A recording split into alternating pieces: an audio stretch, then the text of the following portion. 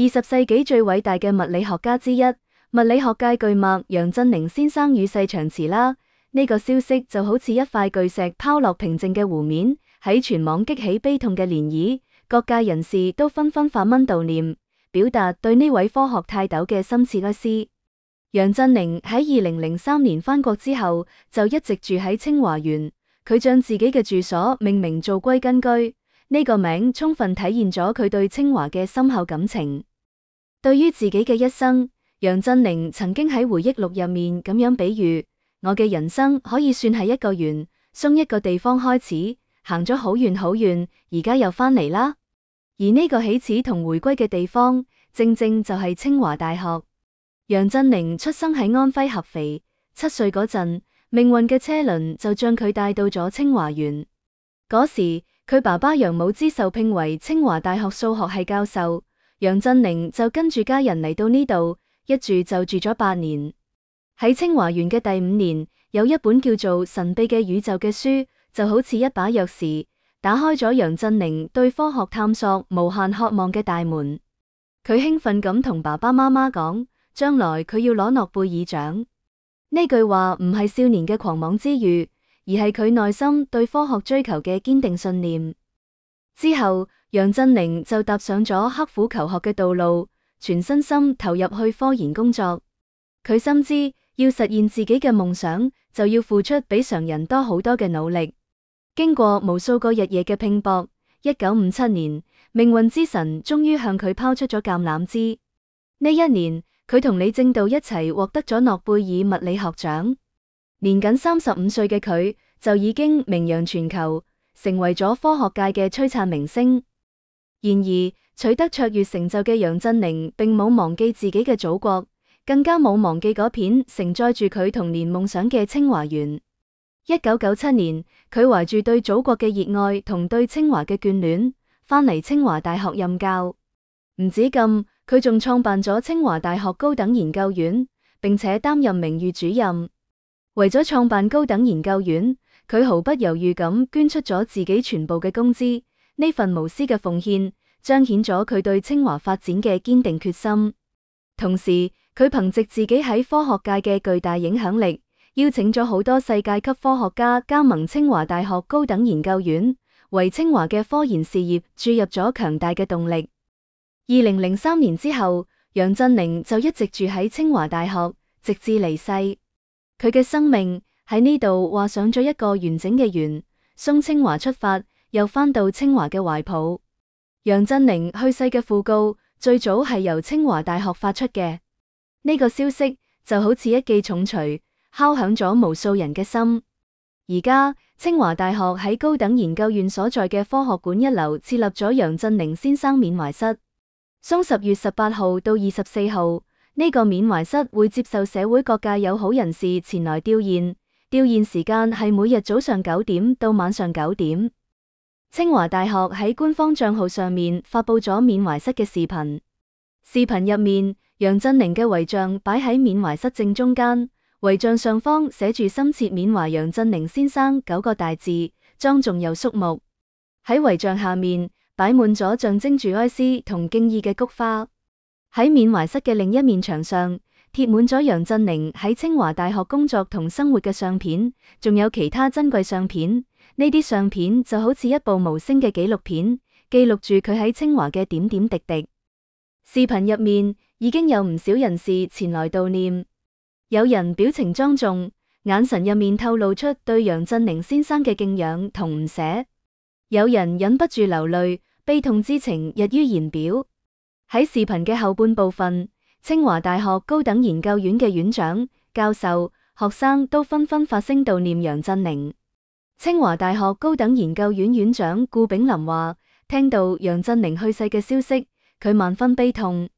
佢回憶起楊振寧對佢嘅諄諄教誨，呢啲話就好似明燈，照亮咗佢喺科研道路上嘅前行方向。佢話呢啲教誨佢永生難忘。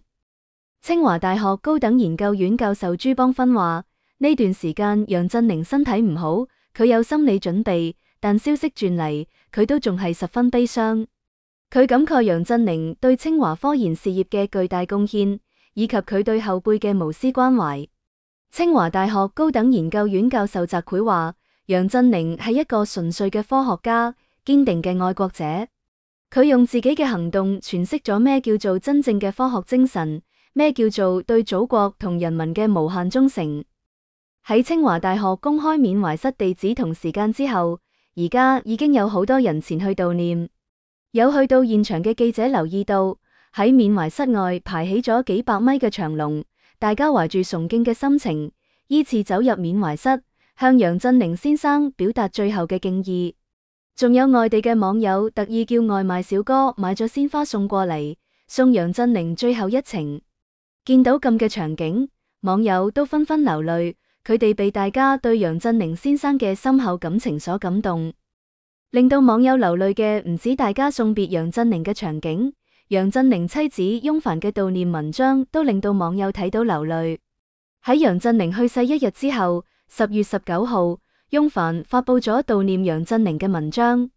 雖然字數唔多，但字字催淚感人。喺文章嘅開頭，翁帆寫道：楊先生離開嘅時候一定好欣慰，佢嘅一生為民族嘅復興、國家嘅強盛、人類嘅進步交出咗一份滿意嘅答卷。佢用簡潔而有力嘅話語，高度概括咗楊振寧先生輝煌嘅一生。佢話楊振寧嘅一生係有理想、有奮鬥、有責任、有擔當、有幸福、有感恩嘅一生。呢每一個詞語都充滿咗佢對楊振寧先生嘅深刻理解同無限敬意。對於能夠成為楊振寧嘅妻子，一齊走過21年，翁帆話自己好幸運。佢回憶起同楊振寧先生一齊嘅點點滴滴，呢啲溫馨嘅瞬間，呢啲相互扶持嘅日子，都成為咗佢生命中最寶貴嘅財富。喺文章嘅最後，翁帆寫道，就好似小王子所講，我相信每當夜晚我哋仰望星空嘅時候，楊先生會喺其中一顆星星上面對住我哋微笑。我哋永遠可以從佢度揾到自強不息、厚德載物嘅力量。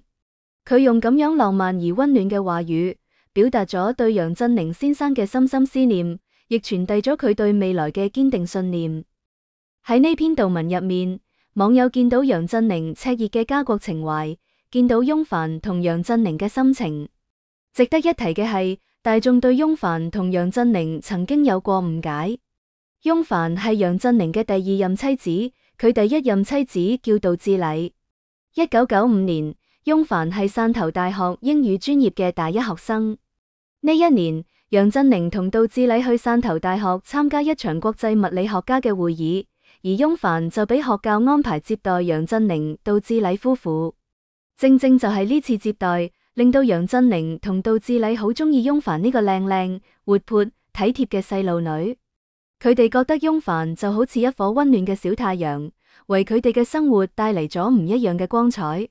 所以喺呢次活動結束之後，喺之後嘅幾年時間入面，佢哋同翁帆一直保持住聯繫。2003年，杜志禮唔幸離世。得知消息嘅翁帆喺2004年2月寫咗一封信俾楊振寧。喺呢封信入面，佢表達咗對楊振寧先生嘅關心同安慰。喺呢之後，兩人之間嘅交流開始變得頻繁起嚟。佢哋發現彼此喺思想上有好多共鳴，喺情感上都逐漸產生咗依賴。最終呢份感情升級為愛情。2004年12月，佢哋領證啦。2005年1月，佢哋舉行咗婚禮。因為佢哋之間相差54歲，當時佢哋結婚一事引發咗巨大嘅輿論熱議。有人話楊振寧騙細路女，有人話翁帆係貪圖名利。面對呢啲流言蜚語，楊振寧同翁帆並冇過多咁解釋，佢哋選擇用行動嚟證明自己嘅感情。婚後，佢哋好低調，翁帆都將楊振寧照顧得好好。佢細心咁安排楊振寧嘅生活起居，陪伴佢參加各種活動，喺佢生病嘅時候悉心照料。楊振寧能夠活到103歲高齡，翁帆功不可沒。佢用自己嘅青春同愛，為楊振寧營造咗一個溫暖而舒適嘅晚年生活環境。而喺結婚嗰陣，面對外界嘅爭議，楊振寧同翁帆都唔在乎。嗰時，楊振寧接受央視訪問嗰陣話：我相信我哋呢次結合，最後大家會認為係絕對美好嘅。唔管而家別人點講，過咗30年之後、40年之後，大家一定會認為我哋嘅結合係一段美麗嘅浪漫史。楊振寧真係講對啦，而家時間已經證明咗一切。大家見到佢哋之間真摯嘅感情，見到佢哋相互扶持、相互陪伴嘅美好畫面。而家楊振寧離世，唔難想象翁帆有幾傷心。佢失去咗生命中最重要嘅人，嗰個同佢一齊走過21年風風雨雨嘅人。希望佢早日走出傷痛，相信楊振寧在天之靈，都希望佢恢復正常生活，好好咁生活落去，過完冇佢陪伴嘅人生。楊振寧先生雖然離開咗我哋，但佢嘅科學精神，佢嘅家國情懷，佢同翁帆嘅深情故事，將永遠銘刻喺人們嘅心中，成為我哋前行嘅動力同榜樣。好啦，以上就係本期嘅內容。如果你鍾意我哋嘅節目，歡迎訂閱、點讚、轉發，多謝大家嘅支持。